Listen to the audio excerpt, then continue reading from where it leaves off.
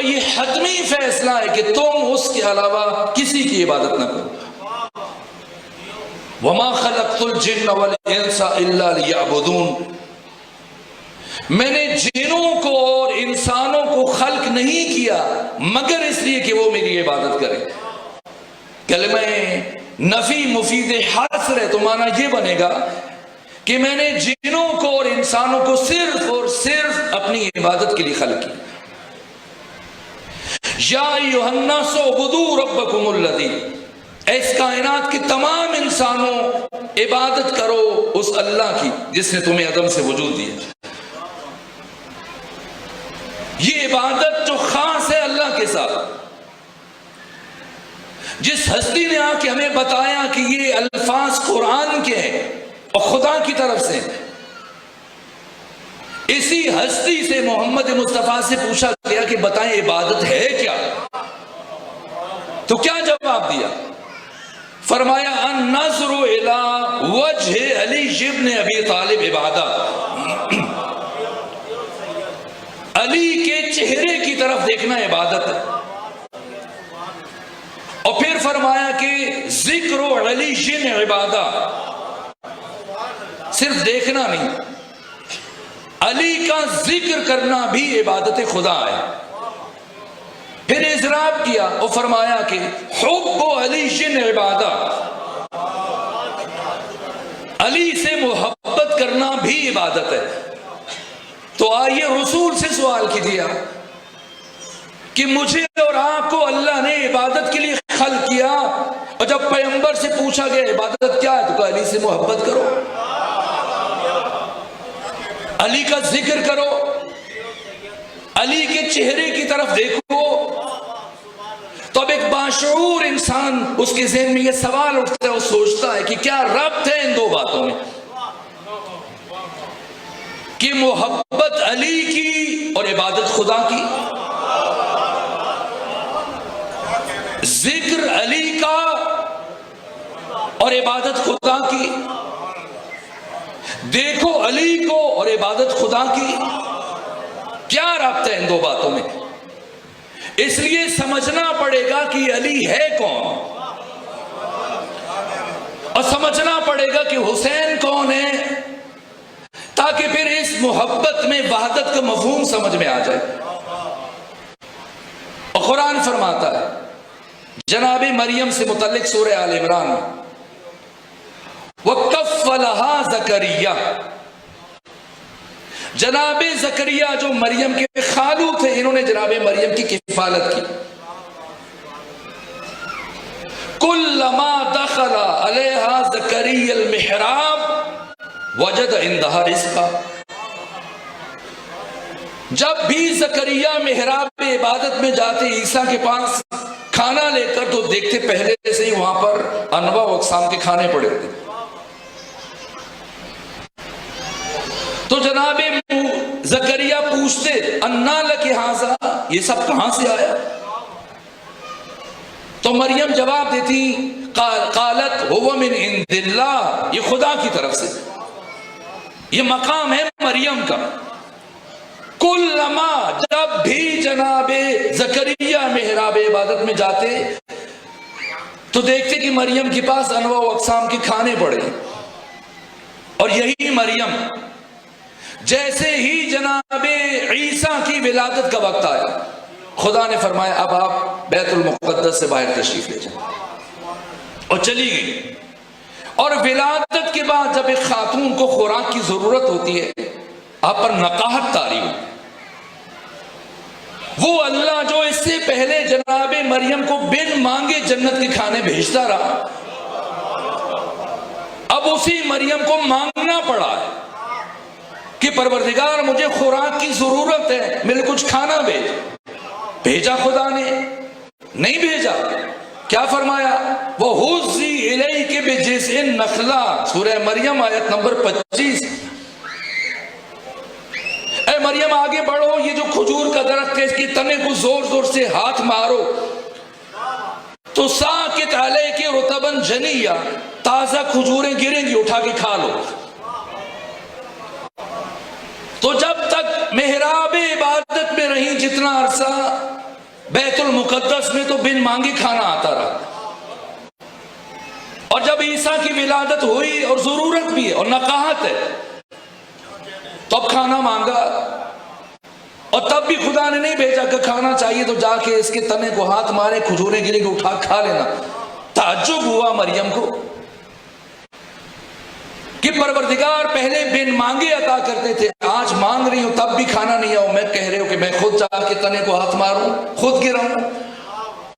تو خدا نے فرمایا مریم اس لیے کہ تمہارے دل میں میرے غیر کی محبت داخل ہو چکی ہے، تمہارے دل میں صرف میری محبت تھی، اور آج تمہارے دل میں میرے علاوہ کسی اور کی محبت بھی پیدا ہو چکی ہے، اس لیے خود سے زحمت کرو۔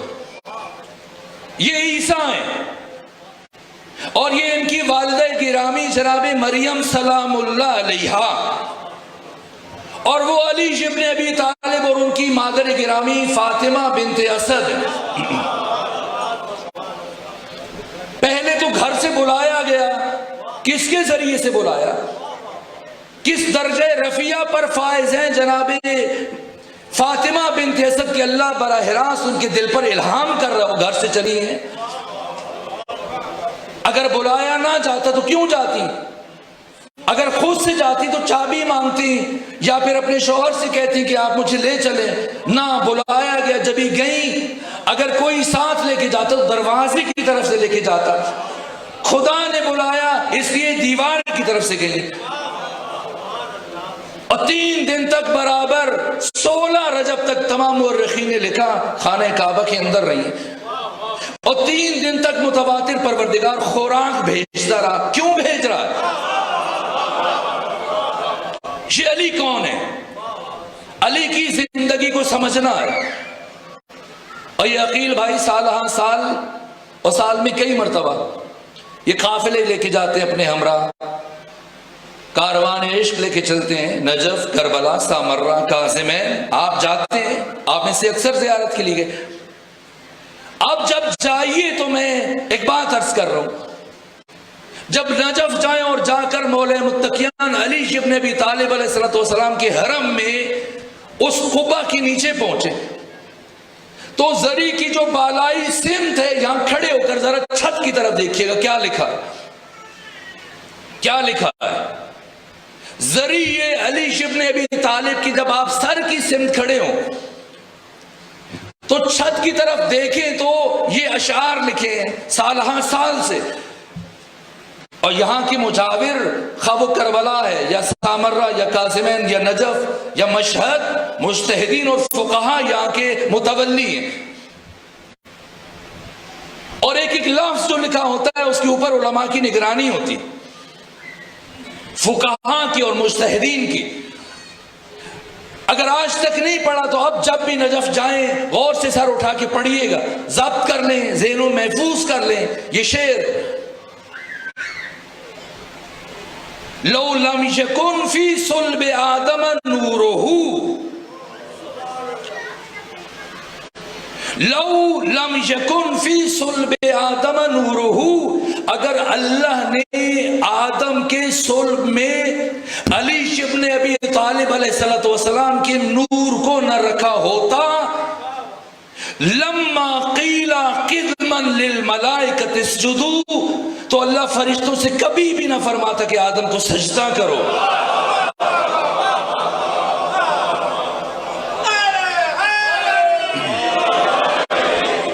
تو یہ علی کون ہے؟ جس کا چہرہ دیکھنا خدا کی عبادت ہے، جس سے محبت کرنا خدا کی عبادت ہے،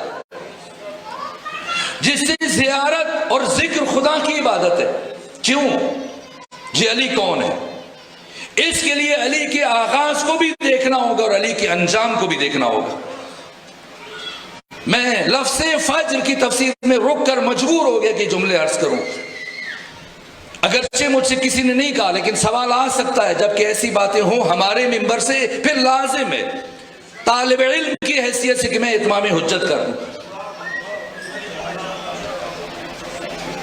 علی کی زندگی کا آغاز اور علی کی زندگی کا انجام پہلے جا کے یہ سوچئے گا، جس سے متعلق شاہ عبدالعزیز دہلوی نے بھی کہا ہے اور تمام سنی شیعہ محدثین اور مورخین نے لکھا ہے کہ تمام متواتر اخبار اور متواتر احادیث کے تناظر میں علی اس کائنات کے وہ واحد انسان ہے جن کی ولادت کعبہ میں ہوئی ہے۔ تو جا کے سوچئے گا کہ علی ابن ابی طالب کی ولادت کعبہ میں کیوں ہوئی ہے؟ کب سے کعبہ موجود ہے؟ آدم سے بھی پہلے سے، اور پھر جناب آدم نے تعمیر نو کی، ابراہیم نے تو تعمیر نو کی، 1,24,000 نبی گزرے، کسی نبی کا بیٹا کیوں نہیں کعبہ میں پیدا ہوا؟ کیوں پیغمبر گرامی اسلام کی ولادت کعبہ میں نہیں ہوئی، علی کی ولادت کعبہ میں ہوئی ہے؟ اس لیے کہ پیغمبر اللہ کے جمال کے مظہر ہیں، اور علی ابن ابی، یہ شہید مطہری نے کہا ہے، اور علی ابن ابی طالب اللہ کے جلال کے مظہر ہیں، اور اللہ کے جلال کے ظہور کی تجلی کو اس ساری کائنات میں اللہ کے گھر خانہ کعبہ کے علاوہ کوئی بھی دوسرا مقام تحمل کرنے کی صلاحیت نہیں رکھتا تھا، اس لیے علی کی ولادت کعبہ میں ہوئی۔ اور شہادت مسجد میں، کیوں مسجد میں شہادت ہوئی؟ پیغمبر فرماتے ہیں اگر ساری دنیا مل کر علی کے مقابلے میں آ جاتی تب بھی علی شکست ناپذیر تھے۔ کیوں شہادت کعبہ میں ہے؟ مسجد میں ہوئی، اس لیے کہ علی کی شہادت کے بارے گراں کو صرف اللہ کا گھر برداشت کرنے کی صلاحیت رکھتا ہے۔ وہ علی کی زندگی کا آغاز اور یہ علی کی زندگی کا انجام، اور اس بیچ میں علی نے 63 سال گزارے۔ جب دنیا میں آئے تو پہلا کام علی نے سجدہ کیا، اور جب دنیا سے تشریف لے کے جا رہے ہیں تو آخری کام علی سجدہ کر رہے ہیں، اور علی کی ساری زندگی ان دو سجدوں کے درمیان گزر گئی، اور ان دو سجدوں کے درمیان اور ان دو گھروں کے درمیان ان 63 سالوں کے کسی لمحے کے کروڑویں حصے میں بھی علی ابن ابی طالب نے کسی انسان کو اپنی طرف متوجہ نہیں ہونے دیا، ہمیشہ خدا کی طرف بلایا۔ یہ علی کی انفرادیت ہے، یہ علی کا اعزاز ہے۔ شاید ہم علی کو نہ پہچان سکتے، اس لیے علی نے مجبور ہو کر اپنا تعارف کروایا اور فرمایا انا آیت اللہ العظمی،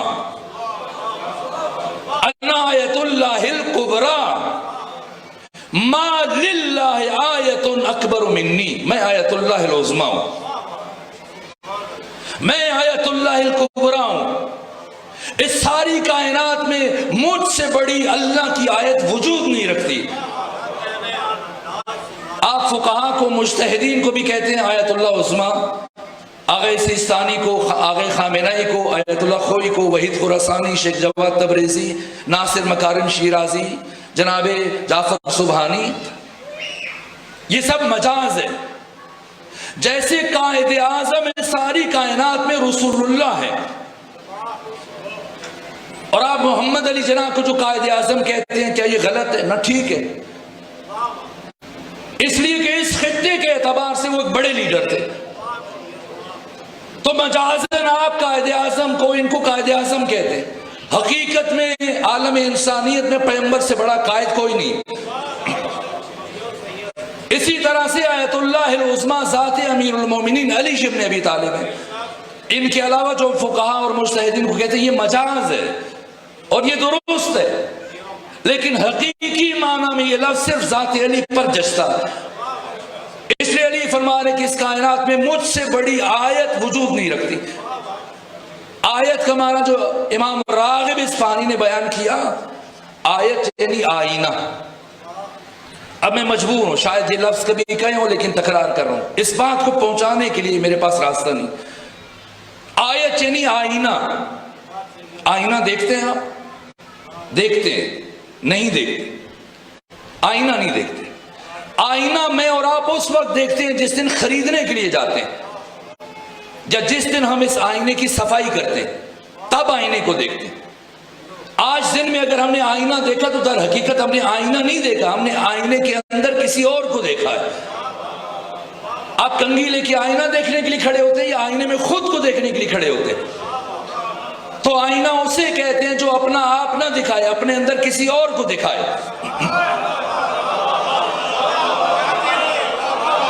اور علی ابن ابی طالب فرما رہے ہیں انا آیت اللہ العظمی، میں ہوں آیت اللہ العظمی، ما للہ آیت اکبر منی، اس کائنات میں مجھ سے بڑی اللہ کی آیت وجود نہیں رکھتی۔ اس لیے کہ علی نے ساری زندگی اپنے اندر ہمیشہ خدا کو دکھایا،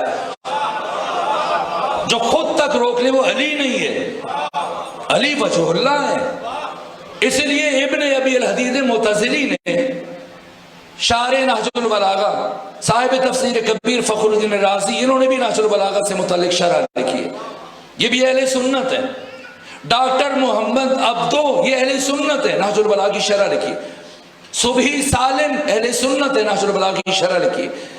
ابن ابی الحدید اہل سنت ہے، نہج البلاغہ کی شرح لکھی۔ اور اپنی شرح کے شروع میں کیا لکھا؟ جب دیکھا پہلے خطبے کی تفسیر کرتے ہو کہ تو مشکل کام شروع کیا، میں نے احساس ہوا تو ان لفظوں کے ساتھ اپنی علمی توحیدامنی کا احساس کیا، اظہار کیا کہ اس کائنات میں فضیلتوں کے الگ الگ میدان ہیں، کمالات کے الگ الگ میدان ہیں، اور یہ جتنے بھی میدان ہیں جیسے صبر ہے، استقامت ہے، شجاعت ہے، علم ہے، معرفت ہے، ان الگ الگ میدانوں میں بہت سارے لوگ ہیں، لیکن علی ان تمام افراد میں سب سے پہلے، سب سے اول اور سب سے آگے۔ میدان شجاعت میں علی سب سے پہلے ہیں، لیکن ایسا نہیں کہ میدان شجاعت خالی ہو، اور بھی شجاع ہیں۔ میدان سخاوت ہے، اس میں علی سب سے بڑے سخی اس کائنات کے، لیکن ایسا نہیں کہ صرف علی سخی اور کوئی نہ ہو، اور بھی۔ اسی طرح سے میدان علم ہے، میدان معرفت ہے، میدان زہد ہے، میدان عبادت ہے، لیکن ابن ابی الحدید معتزلی نے کہا ایک میدان کمال، ایک میدان شرف اور ایک میدان فضیلت وہ ہے جس کا یکتا و تنہا شاہ سوار صرف اور صرف علی ابن ابی طالب ہے، اور اس میدان میں کوئی نبی بھی علی ابن ابی طالب کی برابری نہیں کر سکتا۔ اور وہ کون سا میدان ہے؟ وہ ہے میدان معرفت توحید پروردگار، کہ علی ابن ابی طالب اس درجہ فنا فی ذات توحید تھے، جیسا پیغمبر نے فرمایا کہ علی ممسوس فی ذات اللہ، علی سر سے لے کے پاؤں تک عشق خدا میں غرق ہے، معرفت خدا میں غرق ہے، اس درجہ ڈوبے ہوئے تھے۔ علی فنا فی ذات توحید تھے کہ علی ہر روز جب اپنے گھر سے باہر نکلنے کا ارادہ کرتے اور آپ کے گھر کے باہر گلی میں دونوں طرف آپ کے عاشق، محب، آپ کے شیعہ، چاہنے والے، آپ کے شاگرد، صحابی صفیں باندھ کے علی کا انتظار کر رہے ہوتے، اور ہر ایک کی کوشش ہوتی تھی کہ جیسے ہی علی آئیں میں ان کی چہرے کی زیارت کر سکوں۔ یہاں تک کہ جیسے ہی علی ابن ابی طالب کے گھر کا دروازہ کھلتا اور علی کے قدم باہر گلی میں آتے تو حاضرین میں سے جس کی نگاہ علی کے چہرے پر پڑتی بے ساختہ اس کی زبان پر یہ کلمات جاری ہو جاتے، اللہ اللہ ما اتقوا ھذا الرجل، اللہ اللہ ما اعلم ھذا الرجل، اللہ اللہ ما اشجع ھذا الرجل، اللہ اللہ کتنا بڑا متقی آ گیا، اللہ اللہ کتنا بڑا زاہد آ گیا، اللہ اللہ کتنا بڑا عارف آ گیا، اللہ اللہ کتنا بڑا عالم آ گیا، کہ وہ انسان جسے دیکھتے ہی لوگوں کی زبانوں پر نام خدا جاری ہو جائے، اس کائنات میں وجہ اللہ کے نہ صرف اسی علی کے شایان نشان ہے۔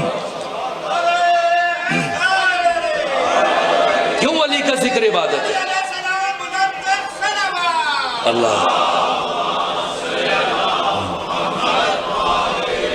کیوں علی کا ذکر عبادت ہے؟ اس لیے کہ ذکر انسان علی کا کرتا ہے، معرفت خدا کی حاصل ہوتی ہے۔ کیوں علی کا چہرہ دیکھنا عبادت ہے؟ اس لیے کہ چہرہ انسان علی کا دیکھتا ہے اور اس کا ذہن خدا کی طرف منتقل ہو جاتا ہے۔ کیوں علی سے محبت کرنا عبادت ہے؟ اس لیے کہ علی کی محبت انسان کو خدا تک لے جاتی ہے. اس لیے پیغمبر نے فرمایا کہ ولایت علی ولایت اللہ، علی کی ولایت اللہ کی ولایت ہے.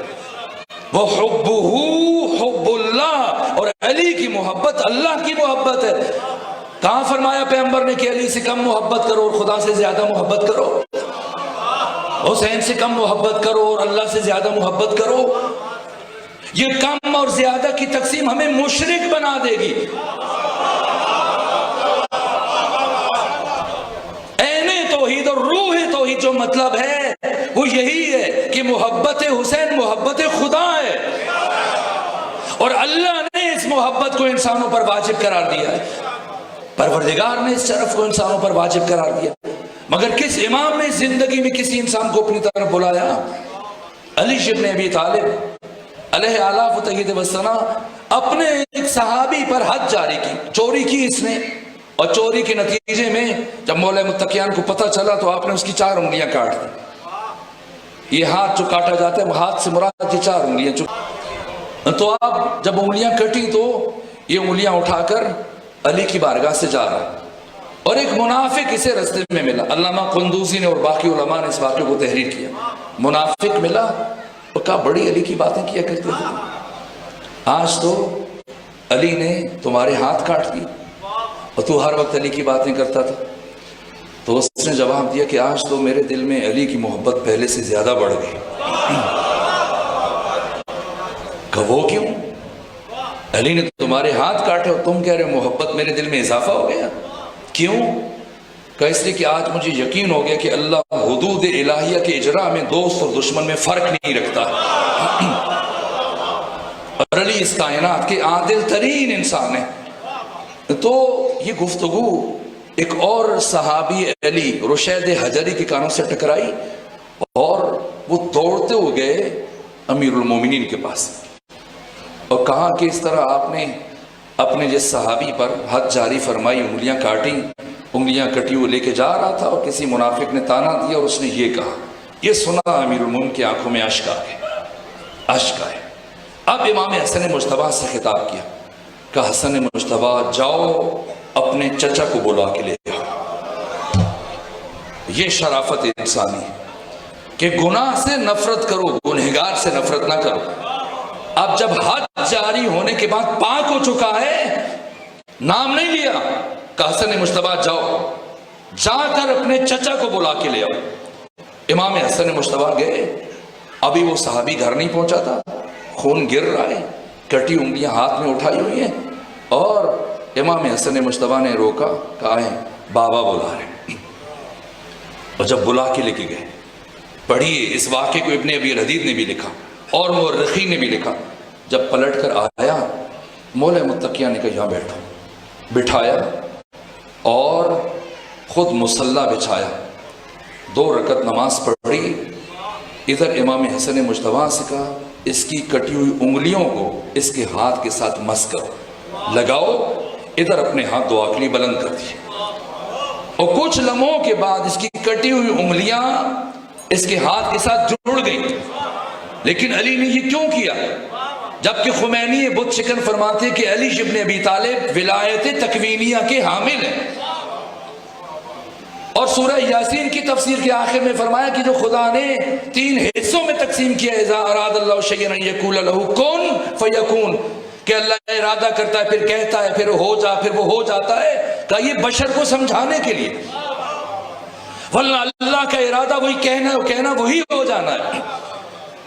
اور علی جو اللہ کے ارادے کا مظہر ہے، اگر اسی لمحے کہیں کہ انگلیاں ہاتھ رکھ دیں جڑ جائیں، تو جائے نماز کیوں بچھائی اور مصلی کیوں بچھایا؟ اور مصلی بچھانے کے بعد بیٹے حسن سے کہا کہ آپ انگلیوں کو ہاتھ کے ساتھ جوڑے اور خود ہاتھ دعا کے لیے اٹھا دیے. اس لیے کہ اگر علی مصلی بچھائے بغیر اس کی انگلیوں کو جوڑ دیتے تو لوگ علی کی طرف متوجہ ہو جاتے، اور علی وہ ہے جو اپنی طرف متوجہ نہیں ہونے دیتا، خدا کی طرف متوجہ کرتا. اس لیے علی کی محبت اللہ کی محبت، اس لیے حسین کی محبت اللہ کی محبت ہے. مگر حسین نے اپنے پاس کیا چھوڑا ہے؟ کیا چھوڑا؟ اگر خود سوچئے کہ آخر بھلا یہ کیا بات ہے کہ ایک آنسو کی قیمت جنت ہے؟ یہ کیسے ممکن ہے؟ یہ باتیں عقل میں آتی ہیں، سمجھ میں آتی ہیں؟ من بکا او ابکا او تباکا، جو رویا، جس نے رلایا اور جس نے دوسروں کے رونے کا سامان پیدا کیا، بانی مجلس، اس پر جنت واجب ہے۔ یہ آنسو کتنا حقیر ہے، جب آنکھ سے بہہ گیا تو اس کی کیا قیمت ہے، لیکن یہ آنسو جب حسین ابن علی کے ساتھ منسوب ہو جاتا ہے تو اس کی کم از کم قیمت جنت بن جاتی ہے۔ تو یہ حسین کون ہے؟ جبکہ پیغمبر کی قبر کی مٹی کھانا بھی حرام ہے، تو حسین کون ہے؟ جس کی قبر کی مٹی کو اللہ نے شفا قرار دیا۔ یہ حسین کون ہے کہ جس کے بارے میں سید ابن طاؤس نے لکھا کامل الزیارات میں کہ جب زائر جا کر حسین کی قبر یا زری میں ہاتھ رکھتا ہے تو خدا فرماتا ہے استانف عملک، اے میرے بندے جا نئے سرے سے اپنی زندگی کا آغاز کر، قد صرت اليوم کیوم ولدتک امک، آج تمہاری کیفیت وہ ہے جیسے تم ماں کے شکم سے دنیا میں آیا تھا۔ یہ حسین کون ہے جو لمحوں میں اپنے دشمن کو علیہ السلام بنا دیتا ہے؟ یہ حسین کون ہے؟ ورنہ حر ابن یزید الریاحی جب حسین کی بارگاہ میں حاضر ہوئے تو حاضر ہو کے کیا کہا؟ کیا مجھے معافی مل سکتی ہے؟ پہچانیے، پھر فرق کیجئے گا اللہ کی محبت اور حسین کی محبت میں۔ اللہ کی مشیت اور حسین کی مشیت میں فرق کرنے والے، اللہ کی رضا اور حسین کی رضا میں فرق کرنے والے، جیسے ہی حر نے کہا کیا مجھے معافی مل سکتی ہے؟ کیا میری توبہ قبول ہو سکتی ہے؟ حسین کہہ دے میں نے تمہیں معاف کیا، یا کہہ دے تم قابل معافی نہیں ہو۔ جائیں پڑھیں ہر مقتل میں 56 کتابوں میں کیا لکھا ہے، حسین نے فرمایا ہو جا اللہ نے تجھے معاف کیا۔ حسین رضا خدا کا مظہر، وہ حسین جو روز عاشور فرما رہے خلقت الخلق طرا فی ہواک، پروردگار میں نے ساری کائنات کو چھوڑ دیا تاکہ تیری زیارت کر سکوں۔ خلقت الخلق طرا فی ہواک، تیرے عشق میں، وَأَيْتَمْتُ الْعَيَالَ لِكَيْ أَرَاكَ، بچوں کو یتیم کر رہا ہوں تاکہ تیری زیارت کر سکوں۔ ممکن ہے کوئی علی اصغر جیسے بیٹے کو اپنے ہاتھوں پہ ذبح کروا دے؟ اگر حسین خدا کو روبرو نہ دیکھ رہے ہوتے تو علی اصغر کو کیسے قربان کرتے؟ یہ عشق خدا ہے۔ حسین نے اپنا سب کچھ، جیسا امام زمانہ کسی نے، علامہ ہلی نے جب یہ حدیث پڑھی من بکا او ابکا او تباکا وجب علیہ الجنہ، تو کہا کہ اگرچہ سند درست ہے لیکن مجھے سمجھ نہیں آتی کہ کیسے ممکن ہے کہ چند آنسوؤں کی عوض میں پروردگار جنت دے دے۔ تو انہوں نے عمل کیا، اور عمل کے نتیجے میں امام زمانہ کی جب زیارت ہوئی تو پوچھا یہ کیسے ممکن ہے؟ واقعاً یہ کلام ہے، حدیث ہے کہ اگر کوئی حسین کے غم میں آنسو پائے تو امام زمانہ نے جو داستان سنائی اس بوڑھیا کی جس نے اپنی وہ گوسفندہ بکری آنے والے مسافر کو کھلا دی اور کہا اس کی جب بھوک مٹانے کے، تو پوچھا بعد میں بتاؤ جب اس کا عوض کیا ہو سکتا؟ تب تفصیلی داستان ہے، تو کہا کہ اس خاتون نے اپنا سب کچھ متاع اٹھا کے اس کو دے دیا، اب وہ دوسرا ہے سردار ہے اور اس کے پاس بہت کچھ ہے، تو حق کیسے ادا ہوگا؟ حق ایسے ادا ہوگا کہ اس کے پاس جو کچھ ہے وہ بھی سب اس کو دے دے۔ وقت کم تھا اس لیے میں تفصیل سے بیان نہیں کر سکا، جو خدا کا ہے وہ حسین کا ہے، ان کی محبت میں وحدت ہے، یہ ایک دوسرے کے مقابلے میں نہیں ہے، یہی معصومین نے سمجھایا، مگر اللہ کی ولایت اور علی کی ولایت ایک دوسرے کے عرض میں ہے، اللہ کے عرض میں کوئی کچھ نہیں ہے، یہ معصومین اللہ کے طول میں، اللہ نے یہ عزت اور اختیار ان کو دیے ہیں، اس لیے کہ انہوں نے اپنا سب کچھ قربان کیا۔ علی اکبر کی قربانی اس سے مشکل قربانی ہے جناب علی اصغر کو پیش کر، اس لیے کہ علی اکبر کی لاش بھی اگرچہ حسین سے نہیں اٹھائی گئی لیکن علی اصغر کو کیسے اٹھایا؟ صدا استغاثہ بلند کیا، دشمن کی طرف سے کوئی جواب نہ آیا، لیکن خیام کی طرف سے گریے کی آواز سنی، حضرت نے سواری کو ایڑ لگائی، خیام میں پہنچے، بہن کو بلایا، کہا زینب میں نے آپ کو منع کیا تھا میری زندگی میں گریہ نہ کرنا. دشمن خوش ہوگا کہ بھیا حسین کیا کہوں کہ قیامت کا منظر ہے. اگر آپ دیکھیں گے تو آپ سے بھی برداشت نہیں ہو پائے گا. کہ کیا ہوا؟ کہ جب سے آپ نے صدا استغاثہ بلند کیے علی اصغر نے جھولے میں تڑپنا شروع کیا اور تڑپتے تڑپتے بالآخر خود کو جھولے سے نیچے زمین پر گرا دیا. اب جو بھی علی اصغر کو اٹھاتا ہے علی اصغر خاموش نہیں ہو رہے. فرمایا میرے بچے کو میرے حوالے کر دو.